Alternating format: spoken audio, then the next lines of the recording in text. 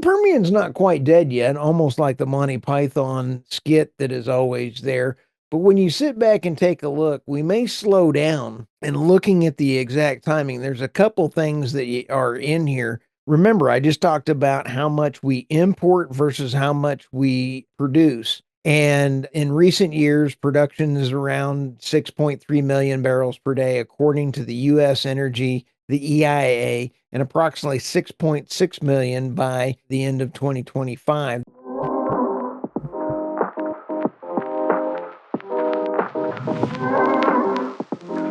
Hello, everybody. Welcome to the Energy Newsbeat podcast. My name's Stuart Turley, President and CEO of the Sandstone Group. Today's the daily stand-up for April 1st.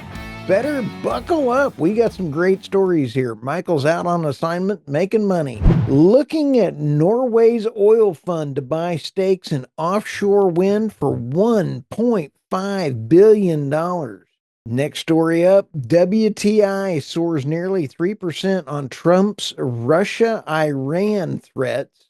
U.S. federal judge blocks offshore lease sale over impact of Rice's whales. You got to love a good story on whales. Peak Permian production. Is it near or is it past already? And U.S. natural gas consumption sets a new winter and summer monthly records in 2024. That record's going to get broken. Just buckle up. So let's start with our first story here.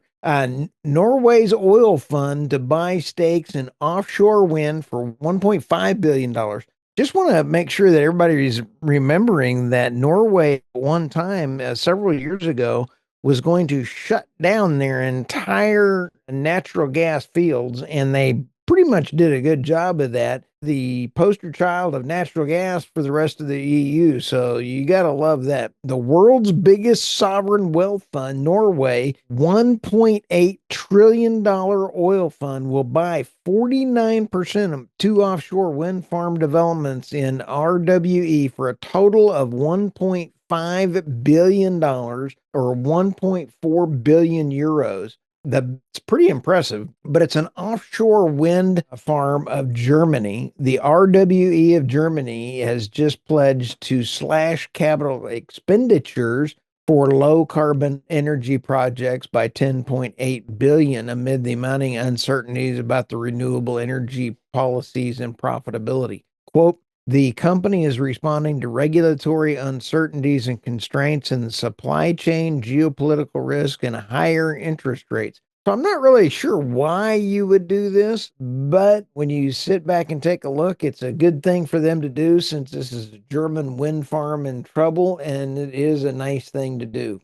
But I don't know that I would invest in offshore wind right now. Taking a look at the next story, WTI soars nearly 3% on Trump's Russia and Iran threats. As a recent data, the United States consumes approximately 20 million barrels of oil per day. So the two geopolitical plays are in play. The first ceasefire deal over the Russia-Ukraine, and the second focuses on the Iran's nuclear program. I think it'd be a good thing for Iran not to mess with our president. He seems a little bit irritated on this one. And I've got more information coming out on the Ukraine Russia war. And as you've heard us say, President Trump does not have all of the information he needs in order to end this war. He needs some new blood in his negotiation team there. Let's take a look at this next story here. U.S. federal judge blocks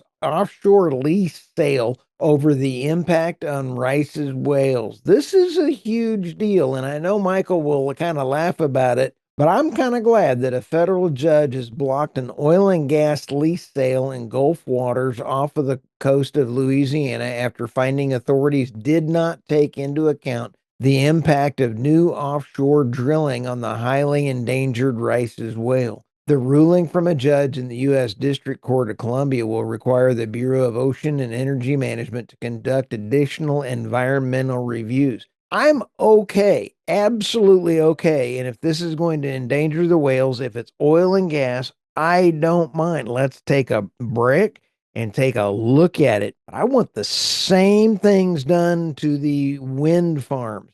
If the wind farms are going to harm them, we want a judge to stop them as well too. So let's not just say that this is only for oil and gas. Let's take a look at this for a wind farm as well on the offshore, because the offshore wind vibrations are horrific. So, and I want to give Steve Reese a shout out. Steve Reese, I'm looking forward to doing an interview with Steve, and we've got some great things coming around the corner. But Reese Energy Consulting is our sponsor for the Daily Energy Newsbeat podcast. And I mean, they have got a great training program. They are great trainers. And if you are buying or selling natural gas or oil, you will want to reach out to Reese Energy Consult and get in there with them and say, hey, wait a minute, I want to build an AI data center. We're your engineering firm to make sure that you get the right amount of power for that data center. They're the right ones. Steve is working on quite a few data centers right now, and they are guaranteeing that those things will be run. So let's go to the next story here. Peak Permian production. Is it near or is it past already? And when I wrote this article, I kind of took a spin off of the old never mess with a death when with a Sicilian when death is on the line, and or never go in against a Sicilian when death is in the line. Vizzini from the Princess Bride movie. The Permian's not quite dead yet, almost like the Monty Python skit that is always there. But when you sit back and take a look, we may slow down. And looking at the exact timing, there's a couple things that are in here. Remember, I just talked about how much we import versus how much we produce. And in recent years, production is around 6.3 million barrels per day, according to the U.S. Energy, the EIA, and approximately 6.6 million by the end of 2025. This is out of the Permian. So when you take a look, and we had the articles come out about Scott Sheffield saying, hey, wait a minute, we may have already hit peak tier one assets. Well, it's about also the geological formation and how much water it is cost more to pull out in some of the geological formations in here. In the a great article from oilprice.com, and I would butcher her name and I apologize, Miss Parzavoka. I'm sorry for butchering your name, but there are some bullet points. In the Permian, gas to oil ratio, GOR has steadily risen from 34% to total production in 2014 to 40% in 2024.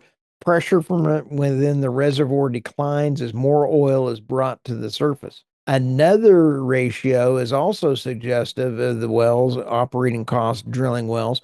Produced water to oil ratio in the Permian is much higher than other basins. The other basins' produced water will also drive costs. There cannot be U.S. energy dominance at $50. It's just simply not going to happen. So here's a great quote. One basin does not define a country's energy wealth, but it can impact the decision making along the way. A great man, Stu Turley, once said that. Oh, that was me. So when you sit back and take a look at this, even though they may be forecasting peak Permian oil, jury's out. I wouldn't hold anything against either technology, finding more, deeper, side, whatever the case may be. I'm not ruling the Permian out yet, but at what price? You always have to ask that price on there. And our last story is from the EIA today. U.S. natural gas consumption set new winter and summer monthly records in 2024. You take a look at the charts that are in this article, and the EIA really did a pretty good job on this. Weather has been a significant effect on natural gas consumption patterns, and natural gas consumption peaks before the winter and summer. And our LNG exports are flattening out that demand because it's always going to be a demand increase. And I'm really going to be interested to see how fast they can get the Alaska LNG pipeline and export facilities on, because that's really going to help out as far as exports to the Asia market. I think that that is going to be absolutely beneficial. Annual consumption in the combined residential and commercial sectors declined by an average of 2% last year compared with 2023, despite a cold January.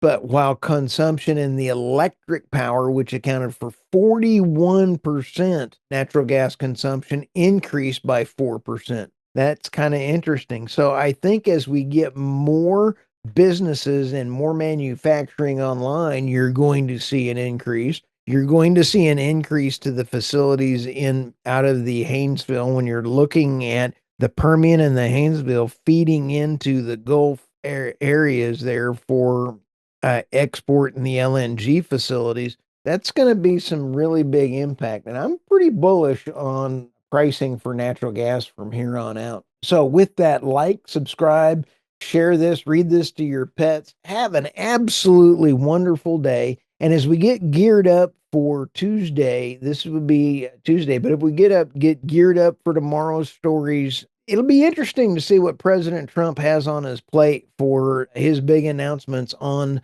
the April 2nd for the tariffs and how those will be impacting. I do want to give a shout out to the UK and the EU. I am very saddened by the news that they are putting the front runner for the French runoff in jail for trumped up charges there. It's almost like what happened to President Trump. And you sit back and take a look at the left is pulling all the stops out. NATO is in trouble, the EU is in trouble, and the UK is in trouble. Not a good time for those folks, and we'll be praying for you. Buckle up and have an absolutely wonderful day.